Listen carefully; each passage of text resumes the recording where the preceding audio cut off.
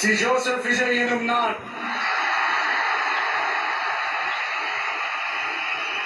தமிழ்நாட்டு அரசின் முதலமைச்சர் என்ற முறையில்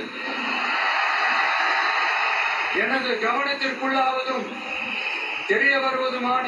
எந்த பொருளையும் முதலமைச்சரின் கடமைகளை உரியவாறு நிறைவேற்ற தேவையான அளவுக்கன்றி ஒருவரிடமோ பலரிடமோ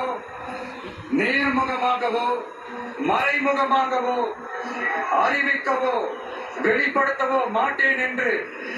ஆண்டவன் மீது ஆணையிட்டு உறுதிமொழிகிறேன்.